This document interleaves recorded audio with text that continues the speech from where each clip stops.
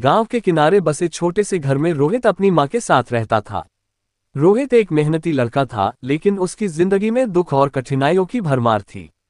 उसका पिता कुछ साल पहले ही एक दुर्घटना में चल बसे थे और परिवार की पूरी जिम्मेदारी अब रोहित के कंधों पर आ गई थी। रोहित की मां बीमार रहती थी। दवा और इलाज के लिए पैसे जुटाना मुश्किल हो गया था। रोहित ने पढ़ाई के साथ साथ गांव में मजदूरी करना शुरू कर दिया। वह सुबह पढ़ाई करता और दोपहर में खेतों में काम करता। एक दिन गांव में एक भयानक बाढ़ आ गई। लोगों के घर बह गए, खेतों की फसलें बर्बाद हो गईं।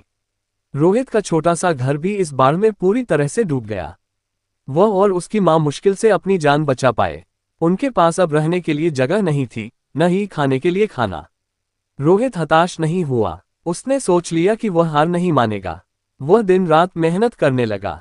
वह गांव के लोगों की मदद करने लगा, जो बाढ़ में अपना सब कुछ खो चुके थे। धीरे धीरे उसने कुछ पैसे जमा किए और गांव में एक छोटी दुकान खोल ली। उसकी मेहनत रंग लाए। उसकी दुकान चल निकली और उसका परिवार फिर से एक नई शुरुआत कर पाया।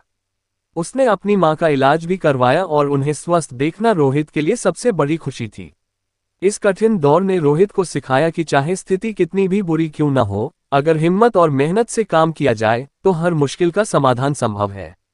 हर मुश्किल समय अपने साथ एक नई सीख और संभावनाएं लेकर आता है। हार मानने की बजाय हमें अपने हौसले को बनाए रखना चाहिए।